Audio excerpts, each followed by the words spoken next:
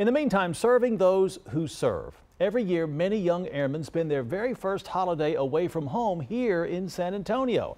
And that's what led to Operation Home Cooking, when Alamo City citizens opened their homes and ovens to active duty service members. Eyewitness News reporter Savannah Louie shows us how.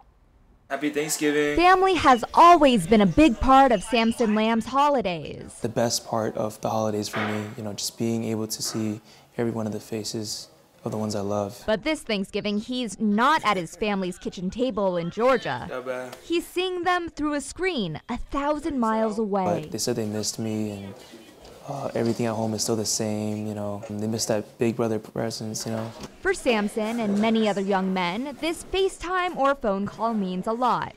They've spent the past 5 weeks in San Antonio for Air Force basic training, with limited access to phones and social media, and a strict routine. But today is different because of people like Michael Estrada. They don't work. They can sit back, enjoy the parade, the football games, and they're the first to eat. Michael is hosting Thanksgiving for 4 trainees he's never met as part of the program Operation Home Cooking.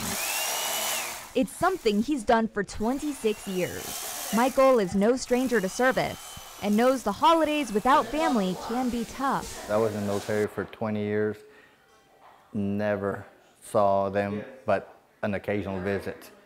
So to me, family is important because I was gone for so long. To give these trainees a much-needed day off, Michael has recruited 4 generations of his own family.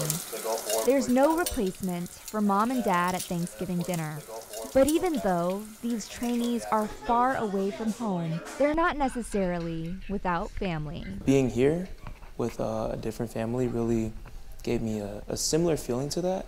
Savannah Louie, KENS 5 Eyewitness News.